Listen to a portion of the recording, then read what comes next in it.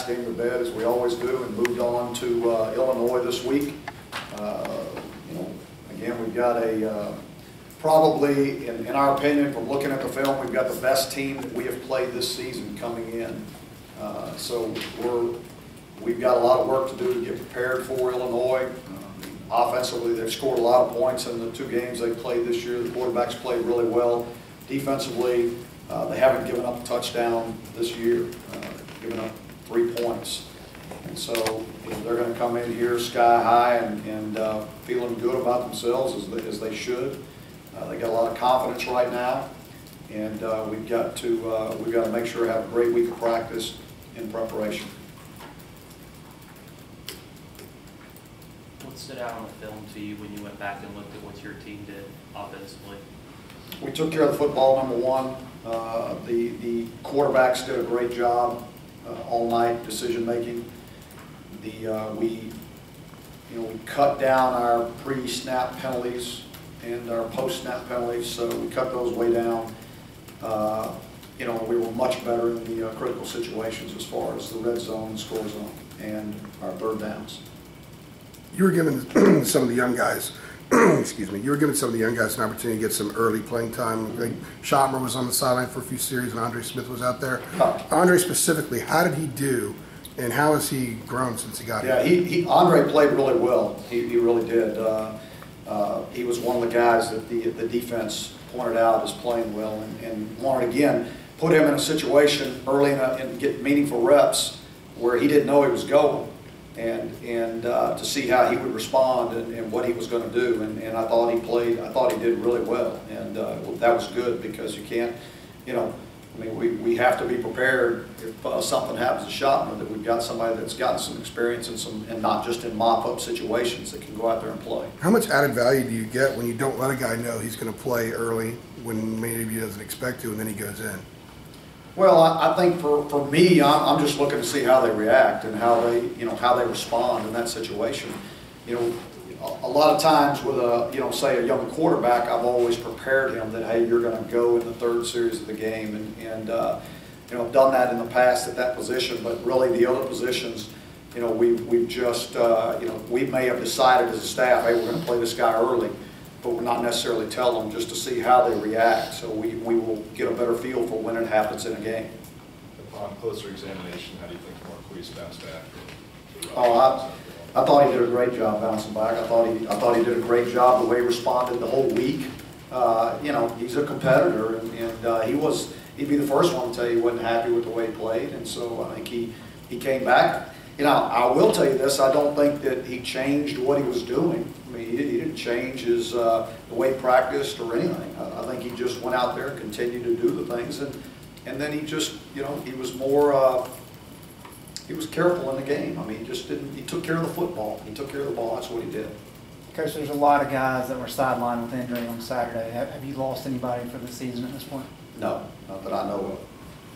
You said the other night, when I asked you about the conventional ground game, you praised what A&T did. After looking at the film, are you concerned with anything that happened with you guys? Why you weren't able to pop anything or get into that 3rd line like you had said? I think that probably overall, is a entire unit offensive line, we probably played better as an entire unit in the first game than we did in the second game. Now we had 3 guys in that unit that played really well in the second game, and we had 2 that didn't, and so I think that was part of it. And then I got to give Broadway some credit with what they did defensively and the way their guys played. They played really hard, and we didn't get to that 3rd level like we wanted to.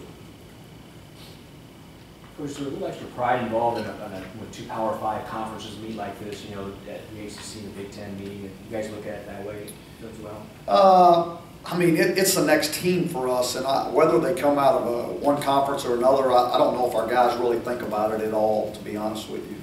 We just we prepare the same way every week, and we don't spend a lot of time talking about where they come from or what the situation is. We evaluate the film, we talk about their players and all those things. So I don't know if that plays a factor in it or not. With that said, is there kind of a tradition for the Big Ten, the way they play their football, would you see? Well, I don't know. I don't know if this is a traditional Big Ten team or not. I think from watching film, they're moving the ball around pretty good. They're scoring a lot of points. I don't know what the reputation is. So I would say that they've held, nobody scored on them, and they've scored a bunch of points, and that concerns me. Is it difficult to evaluate them given the level of competition they've played though? Well, in some ways maybe, but they went out there and they got it done. So the mindset of their football team and what they're doing, I'd say is pretty good. They didn't slop around and play to the level of their opponent. I mean, they went out there and dominated and did what they should have done. And so that says a lot about their team. But the two teams they played, I mean, there's some players on those other sides. I mean, but probably as they outmatched them, physically all the way across the board. But you still got to go out there and get it done, and that's not always an easy task to do. So I would say that Coach Cubitt's got them in a pretty good mindset right now. How do you feel like they compare to South Carolina? I think from what I've seen on film, I think they're better. I think they're better. Why do you? I think across the board what they're doing defensively and the way they're scoring points on offense, I just think they're better. They're more explosive. What does Cubitt do offensively? Kind of what's his style? I mean, he's gonna throw the ball around, a lot of formations, a lot of movement, all those kind of things, and he's usually been known to have some gimmicks in the game and some explosive plays that way, and so that's something that we'll have to be prepared for. How difficult is the adjustment going from the speed of the game, FCS opponent, now to a Power 5? Well, we don't do anything any different. I mean, so it's, I don't anticipate that being an issue. I mean, we practice the same way no matter who it is. We prepare the same way. We push the kids mentally the same way. And that's something that's real important to us, that it's the next game. And we better, the same way we prepared the first week, the second week, this week ought to be the exact same way. We shouldn't see a difference. Do you have any past experiences with their coach? I know he was just named the interim coach a few weeks ago. No, I don't. I don't think I've ever met him, actually. Had you ever met Tim Beckman? Yes. Is he pretty much doing what they were doing? Because they let him go about a week before the season started. Yeah, I don't know, because I don't know what they were doing before. So I can't tell you. I would imagine he probably didn't change. I would think. I mean, he's been running the offense, so I would say the offense is completely the same, and he probably didn't mess with the defense because they were already established in what they were doing. I don't know if he changed routines or any of those things. I would imagine he probably stepped in there and probably just did what they've been doing, and then he's probably adding his own, his own twist to being in charge. Are you impressed at all by what Nick Weiler's done so far this season? I am, yeah. I'm very, very impressed. I feel very good about where he's at. I love his confidence level. I love the way he's hitting the ball. I like the operation totally. I mean, between him, the snapper, and the holder, which is very important. And so I feel good about where he is right now, and I hope that continues. Are you surprised at all about how well he's done so far? I wouldn't say I'm surprised, because he did the same thing all camp, I mean, in camp, you're like, oh, okay, is this for real? And then he just does it every day in camp, and he gets to be so consistent that you kind of quit thinking about it. You guys are thinking about it because you've seen it now just in 2 games. I mean, we've kind of been seeing that all the way through camp. So, he's been very reliable and very consistent throughout camp and where we are today, so I feel pretty good about it.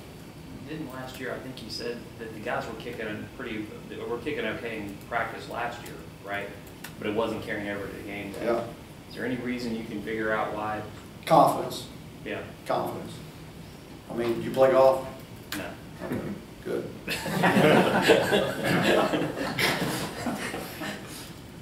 Larry, do you see any big picture similarities between North Carolina and Illinois from a program point of view? Both programs trying to break through to that next level in their conferences, but have been held back for whatever reason. Yeah, you can say that. I mean, I think also that Illinois has a great academic reputation, and I think that's probably, you could compare the two that way. And we're trying to get over that hump and create everything that we want to create as far as culture-wise and everything, and I'm sure they're doing the same thing. Why do you feel like some programs struggle with that? just breaking through? I mean, it seems like Illinois has all the resources too, just like you guys do. Yeah, I don't know what the answer to that is. I don't know. You know, I mean, it still boils down to players. That's 99% of it. And so, you know, you continue to recruit good players, and you have a good sound philosophy, and you know, you have a great team culture, then good things are going to happen. Is this defense improved drastically in terms of not missing assignments? You talk our defense? Yes. I believe, yeah, in the last 2 weeks we've done really well in our missed assignments or lack thereof. Our kids have done a really good job of understanding what's being asked of them and then doing their job. Last week against South Carolina, there was 1 sack and no quarterback hurries. I know that Coach Chiswick talked a lot about getting transitional pressure. How did the defensive line do? Still not there. I mean, we did okay, but we're still not there. We're still expecting more pass rush out of those guys up front, especially in those situations. You know, so they've got to be able to transition a lot quicker and get into that pass rush mode. But when they know we're going, there's got to be more sense of urgency also. Coach, when you decided to play Trubisky, was it going to be the third series, or was it because the ball was at the 2? No, it had nothing to do with where the ball was. I'd already decided right before the game that I was going to play him early in the game. And I usually, for whatever reason, I usually pick the third series. So, I mean, the ball had to be on the 2. You know, if the ball would have been on the -2, he was going to be out there. So it didn't matter to me. And Marquise Just cut his drive down real short. did Marquise know going into the game? Or Nope, nobody knew. Nobody knew. Do you anticipate continuing to do that? I don't know. I hadn't really thought about it. I mean, I look at this till we put a game plan together and start figuring out. I mean, I really, it's not something that I dwell on a whole lot. You guys think a lot more about it than I do, I promise you.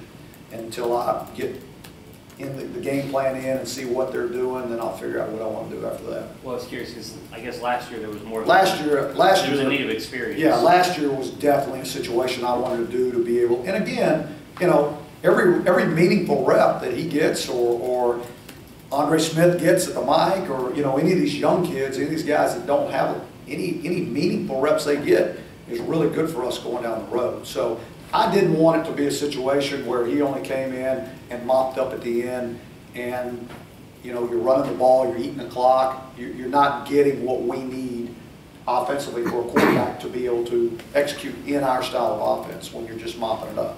When he's had that experience now, when you put him in like last week, was that as you guys are trying to correct some of the issues and I guess more of a need after some of the offensive struggles in the first game to kind of get everybody reps, or was just no, it was more about getting reps for him and continuing to bring him along so that whenever he has to go, he's ready to go. How do you think he did? I thought, like I said, I thought the quarterback. What was the 20 to 27. So totally at that position, I thought Marquise played well. I thought he played well. I thought Caleb Henderson played well. In the situation we put him in, which was more of a mop-up duty, the way he handled himself out on the field, the way he communicated, you know, little things that aren't going to impress you guys that are going to impress us by they're doing what they're taught, they're doing it the right way, he wasn't big-eyed, you know, all those things. So I thought the quarterback position, I thought we played well. We took care of the football, and that was number one. You had 3 different. How do you think Mitch has handled things from a mental point of view of waiting for his turn? Obviously, he was competing for the starting job last year. Yeah, I think he's done a great job. I really do. I think he's handled it. I think it's, for anybody that's competitive, you want to be out there. But Mitch is a team guy. He understands. He's a team player. I think he's done a great job handling it. You had 3 different tight ends actually score there tonight because Samuel had the 2-point conversion. How much better shape are you in that position now than you were maybe a year ago? Well, we're still really young. You know, last year it was Jack Tabb, and that was about it. You know, and then we used Singleton a little bit in that. You know, this year Singleton is playing that position, you know, pretty much all the time, and so he's done a much better job of understanding it, learning it. You know, and he can do a lot of different things. And so, and then the one who's really come on, I think, is Fritz. He's improved tremendously over where he was a year ago when we redshirted him. And then Caleb, you know, I mean, any reps Caleb get are all new. So, I mean, you know, we feel, I mean, you know, he scored, how many touchdowns? 3 touchdowns. 3 touchdowns and you know, so yeah, I would say that room, they probably feel pretty good about themselves right now. How valuable is the added flexibility it appears that you have with that right now? That's important for us offensively. To be able to do that, be able to get into multiple sets with the same personnel, you know, is important because that puts more stress on the defense. Does getting Trubisky into the game early like you did Saturday, would you argue that it makes Marquise lock in a little bit more, or does he already know Coach Fedora, you know, will snatch me anytime? Well, I don't think he thinks Coach Fedora is going to snatch me anytime. I don't want him going into a game feeling like, well, if I make a mistake, I'm getting snatched out of the game. That's not by any means. Does he feel that way, or do I intend for it to be that way? I have complete confidence in Marquise Williams. It's all about also preparing our team, you know. So that instance and putting Mitch in there early, that's all that was, is for him to gain some experience, and again, in a meaningful reps, you know. And also, how does our team respond when he goes in there? You know, how does the team respond when Andre Smith goes at Mike and he has to make all the calls? I mean, things like that at those positions I think are very important, and that's why you play some games like that early in the season so that you have the opportunity for those guys to grow. I guess it's easy for us to lock in on the quarterback position. Right. Point out, you sub a lot of guys. Oh yeah, we sub a lot, and that's why I brought up before you walked in with the Andre Smith played in the 3rd series of the game. Now you guys, well, Andre Smith, yeah, but he's the Mike linebacker, he's the quarterback of the defense. You know, and so you take Schottmer out, who's the leader and the quarterback of the defense, you take him out early in the game. Now I want to see how Andre Smith's going to respond, and I want to see how those other 10 guys respond with Andre Smith making the calls and directing the defense out there. So it was good. It was beneficial for us. Andre got 2 series in the first half, right? If you say so. I mean, I wish I could tell you. He may have. He may have. I'm do you not know how many saying. snaps he got for the game? I do not know. I do not know. I think our starters, I don't think anybody other than some offensive linemen got more than 40 snaps in the game the other day, starter-wise. And most of those guys were in the early 30s, I think. Now, we had some offensive linemen that were out there 50 snaps, I think.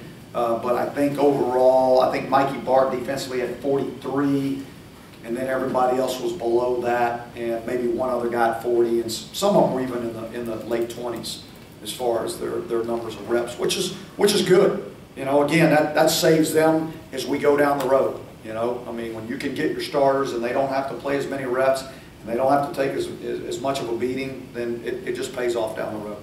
Feel like you have a good read on this team, or 2 games not quite enough yet? Well, I think I've got a much better read than I did at the beginning of the season. Yes, I do feel good about where I feel like this team is right now. But again, you know, that'll continue throughout the season. You know, and I mean, because ultimately, until it's all over with, we really don't know who we are. What goes into like the thought process of burning red shirts when you want to play freshmen or not play them? You know, what's the mindset among the staff? Like, yeah, that's one of the toughest things. Yeah. I mean, it really is. You know, you talk about it. You try to think it through. You talk about the things that might happen in the future at a position and players that might get hurt. I mean, it's all what if. I mean, that's why I wish these guys had 5 years of eligibility. I think that's the only fair way to do it for all these kids. And their way, when a kid is ready to play, you could play him. You know, you could play and not, you know, worry about burning a kid's year because you're able to get him some reps in the first game or the second game, and then he may not play the rest of the year. Or you try to hold that kid and he doesn't get any reps, and then in the 8th game of the year, the 7th game of the year, 2 guys go down and he's got to play. Is there a point? Is there a point in the season where you're like, we don't want to burn this guy's red shirt? Well, the longer the season goes, but we're still gonna do what we feel is best for the team. And if a guy has to, you know, pull it in the 7th or 8th game to help the team win a championship, then we're gonna do that. Going back to the linebackers, Shaquille Rashad had a pretty big game Saturday night. What have you seen out of his transition from being a lineman to a linebacker?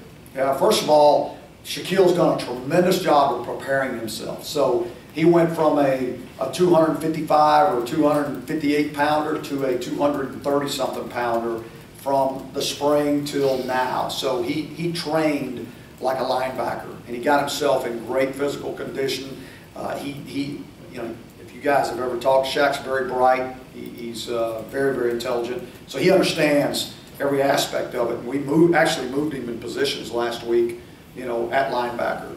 And so for him to learn it all within a week and what he needed to do was, you know, and then he goes out there and plays really well. So he's, you know, again, and he's one of our leaders on our team this year. Bill? I think that was the most questions.